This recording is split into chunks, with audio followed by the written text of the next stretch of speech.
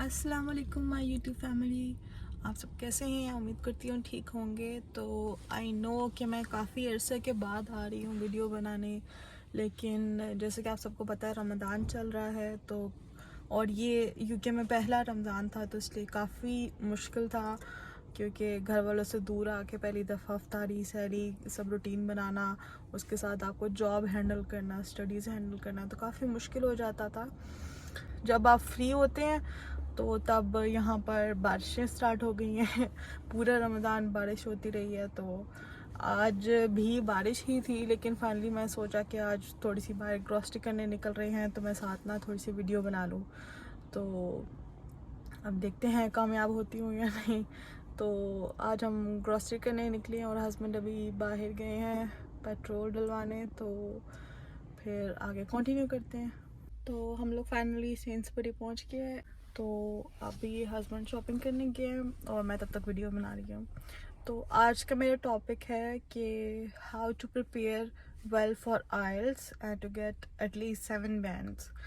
Title जो है बिल्कुल वैसे ही इंफॉर्मेशन दूंगी और बहुत अच्छी प्रो टिप्स दूंगी, जिसको करके ख़ुद मेरी मतलब 1 वीक की प्रिपरेशन के बाद मेरे 7.5 बैंड्स आ गए थे। और मैंने आगे जिसको भी ये इन्फॉर्मेशन पास ऑन की है सबके बहुत अच्छे बैंड्स आते हैं। सो एंड तक वीडियो को ज़रूर देखेंगे और चैनल को लाइक एंड सब्सक्राइब भी करना है। Thank you. सबसे पहले कि जैसे हमारे देसी कंट्रीज़ में होता है कि पहले कोई जुगाड़ बता दें, तो मैं पहले आपको कुछ जुगाड़ टिप्स बताऊंगी जिसको आप करके एटलीस्ट 7 बैंड्स आपके आराम से आ जाएंगे। तो सबसे पहली टिप ये है कि आपने कंप्यूटर बेस्ड आइल्स लेना है, रिटर्न जो होता है वो नहीं लेना, क्योंकि ऑब्वियसली टेक्नोलॉजिकल एरा है और हम लोगों को टाइपिंग की इतनी आदत हो चुकी है, हर बंदा लैपटॉप या कंप्यूटर पे तो काम करता ही है, तो टाइपिंग स्पीड हमारी ज़्यादा होती है, ठीक है। और मतलब अगर आप लिखने बैठो तो ऑब्वियसली जल्दी जल्दी में आपकी राइटिंग भी बुरी हो जाती है, उस वजह से भी आपके नंबर कट सकते हैं। इवन दो उन्होंने बोला नहीं होता कि राइटिंग की बेस पे नंबर कटेंगे, लेकिन स्टिल अगर गंदा सा पेपर आ जाएगा तो आप खुद उसको कैसे नंबर दे सकोगे।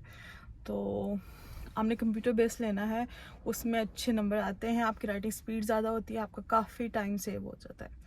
उसके बाद मेरी सेकंड टिप जो ये है वो ये है कि ना आपने अगर 1 हफ्ते के अंदर अंदर तैयारी करनी है बगैर किसी अकेडमी के, तो आप ना जाओ यूट्यूब के ऊपर, उस पे है असद याकूब आइल्स प्रिपरेशन, ये सर्च करोगे, मैं उसका लिंक भी नीचे डिस्क्रिप्शन में डाल दूँगी। तो ये पेड प्रमोशन नहीं है बिल्कुल भी, तो इसलिए ये नहीं कहेंगे इसको बहुत पैसे मिल रहे हैं, लेकिन he is a very good teacher और उसकी वीडियोस काफ़ी ज़्यादा ना इजी टू गो होती हैं, इजी टू लिसन होती हैं और उसको प्रिपेयर करना बहुत आसान होता है। तो आपने वो चैनल फॉलो करना है और मतलब अगर आप फारिग भी बैठे हो तो यूट्यूब वीडियोस तो बंदा देख ही लेता है, तो वो वाली वीडियोस आप देख लें और इससे आपको मतलब अगर आप बिल्कुल ज़ीरो पे हो, जैसे मैं बिल्कुल बिल्कुल ज़ीरो पे थी, मुझे आइल्स का कुछ नहीं पता था, मैंने बस वो वीडियोस देखी थी और प्रिपरेशन की थी और हो गया था। थर्ड जो टिप है वो ये कि आपने गूगल प्ले स्टोर में जाना है या एप्पल ऐप स्टोर में जाना है, वहाँ पे जाके लिखना है आइल्स प्रिपरेशन एप्स, ठीक है। उसमें आपको डिफरेंट ऐप्स आ जाएंगी जो कि आपके एकेडमिक टास्क 1 की होगी, कुछ राइटिंग की होगी, कुछ रीडिंग की, लिसनिंग की, हर पार्ट की आपको ऐप्स मिल जाएंगी। और वो वाली ऐप्स आपने 5-6 ऐप्स डाउनलोड कर लो, ठीक है। और फारिग टाइम में जब गाड़ी में हो, कहीं पे जा रहे हो, कुछ भी कर रहे हो, तो वो ऐप खोल के आप रैंडमली ना उस पर प्रैक्टिस कर लो, उससे भी बहुत बहुत अच्छी आपकी प्रैक्टिस हो जाती है।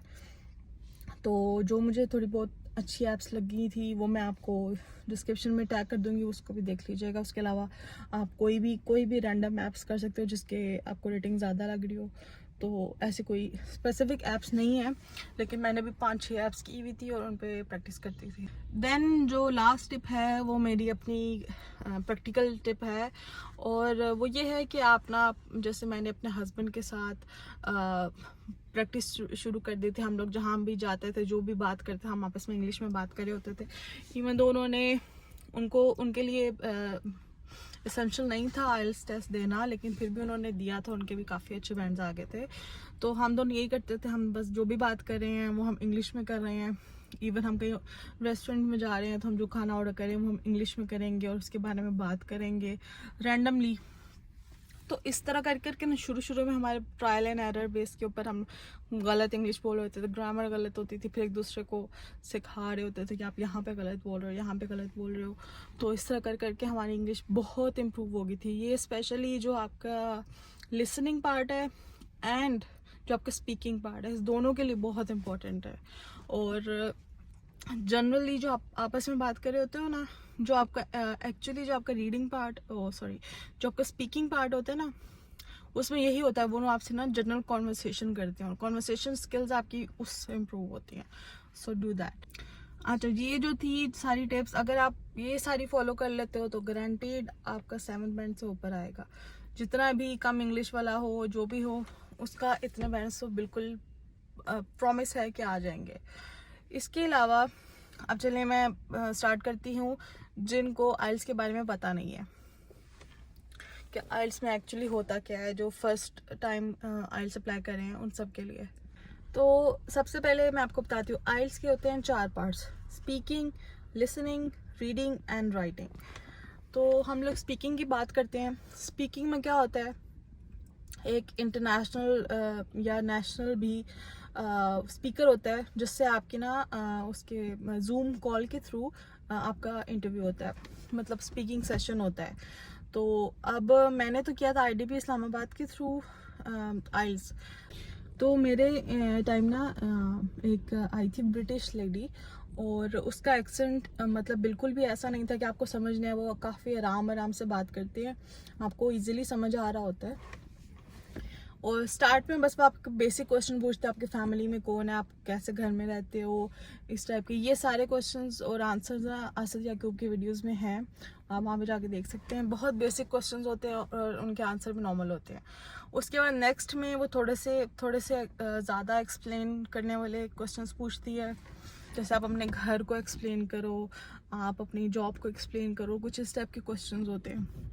उसमें हमको थोड़ा सा ज़्यादा टाइम मिलता है। उसके बाद थर्ड में ना वो एक रैंडम क्वेश्चन पूछती है जिसमें आपको ना 2 मिनट्स मिलते हैं कि आपने उसके ऊपर बातें करनी होती है। तब वो जाके जो मैंने आपको प्रैक्टिस वाली बात बताई थी वो आपका काम आती है, क्योंकि उस वक्त आपका फौरी दिमाग चलना होता है, आपने उस वक्त टॉपिक के बारे में बात सोचनी होती है और उसी को बोलना भी होता है।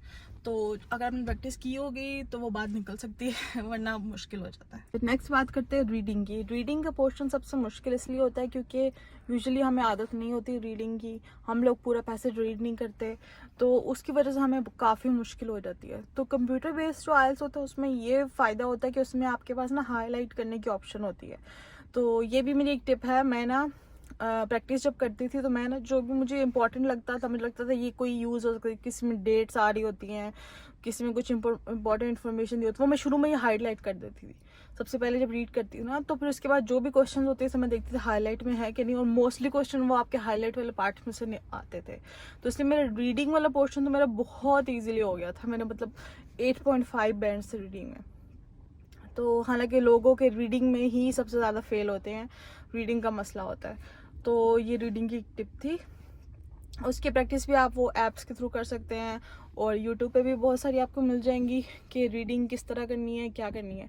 लिसनिंग वाला पोर्शन जो होता है वो तो मुझे सबसे मतलब आसान लगता है, और सबसे ज़्यादा मसला भी इसीलिए होता है क्योंकि आपको वो बहुत आसान लगता है और आप ना कंफ्यूज होके ना आप गलत ऑप्शन पिक कर लेते हो। तो लिसनिंग में आपको बहुत ज़्यादा फोकस होके ना सुनना पड़ता है। उन्होंने आपको हेडसेट होता है वो दिया होता है, तो आपको बस फुल कंसंट्रेशन के साथ सुनना होता है वो क्या बोल रहे हैं। तो इट्स वेरी इजी। वो एक कॉन्वर्सेशन होती है पहले, और उसके बाद उसके रिलेटेड कुछ क्वेश्चंस होते हैं, तो आपने वो कॉन्वर्सेशन बहुत ध्यान से सुनी होती है क्योंकि वो रिपीट नहीं होती। तो वो भी काफ़ी ईजी होता है और आप इजीली कर सकें। उसके बाद जो सबसे डिफ़िकल्ट पार्ट मुझे लगा था वो था राइटिंग पार्ट, क्योंकि ऑब्वियसली हम लोगों की अब राइटिंग इतनी अच्छी नहीं होती क्योंकि हम लोग ज़्यादातर काम तो कंप्यूटर बेस्ड ही कर रहे होते हैं, कॉपी पेस्ट होता है। तो राइटिंग के लिए सबसे ज़्यादा मैटर करेगा आपका प्रैक्टिस। राइटिंग पे आपकी कोई टिप नहीं चलेगी, कुछ नहीं चलेगा, आपको प्रैक्टिस प्रैक्टिस प्रैक्टिस करनी पड़ेगी। अच्छा, राइटिंग टास्क जो होता है उसमें 2 पार्ट होते हैं। पहला पार्ट जो होता है उसको एकेडमिक टास्क 1 कहते हैं, एंड उसमें ना आपकी क्रिएटिविटी स्किल्स वो देख रहे होते हैं कि आप कितना ज़्यादा जज कर सकते हो। उसमें मैप्स होते हैं, उसमें पिक्चर्स होती हैं, और इस टाइप के स्टफ़ होता है, तो आपको उसको देख के उसके बारे में इंफॉर्मेशन आपको बतानी होती है कि आप कितनी ज़्यादा इंफॉर्मेशन गैदर कर सकते हो मैप से, चार्ट से और बार ग्राफ से। तो वो आसानी होता है, इतना मुश्किल नहीं होता है as compare to the second part में आपको ऐसे लिखना होता है, और ऐसे की डिफरेंट टाइप्स होती हैं। कुछ ऐसे एडवांटेजेस के होते हैं, कुछ ऐसे जो होते हैं वो शॉर्ट कमिंग्स या डिसएडवांटेजेस के होते हैं। तो हर ऐसे की टाइप जो है वो डिफरेंट होती है, तो उसके बारे में यहाँ एक्सप्लेन नहीं कर सकती। उसके लिए आपको यूट्यूब वीडियोस देखनी पड़ेंगी और प्रैक्टिस खुद करनी पड़ेगी। तो अब एंड में अगर मैं समराइज़ करूँ सबको, तो ये है कि आपको बिल्कुल भी किसी अकेडमी जाने की ज़रूरत नहीं है। मैं ये नहीं कह रही कि बहुत ब्रिलियंट स्टूडेंट को नहीं है, जो कमज़ोर है इंग्लिश में, जो थोड़े वीक है, जिनको स्टडी का गैप हो गया है काफ़ी, वो सब भी इजीली कर सकते हैं। इतने पैसे पहले ही हम आइल्स के लिए ऑलमोस्ट 46,000 मैंने तो दिया था, पता नहीं उससे भी महंगा हो गया होगा। तो इतने पैसे आप पहले ही आइल्स के लिए दे रहे हैं, तो अकेडमीज़ के ऊपर पैसे वेस्ट ना करें। जो टिप्स मैंने दी हैं उन सब टिप्स को ज़रूर फॉलो करें। इसके अलावा यूट्यूब पे वीडियोस देखें। असद याकूब का तो मैंने बताया, इसके अलावा भी बहुत सारे और अच्छे यूट्यूबर्स हैं जो कि बहुत अच्छी इंफॉर्मेशन दे रहे हैं।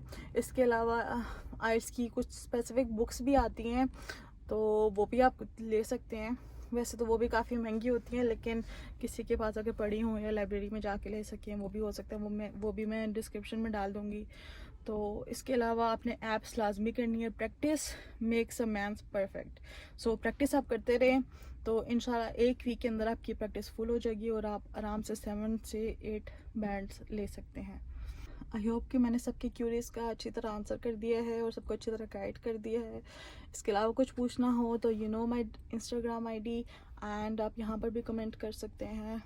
I wish you good luck, और फिर मिलते हैं नेक्स्ट वीडियो में। तब तक के लिए अल्लाह हाफिज़।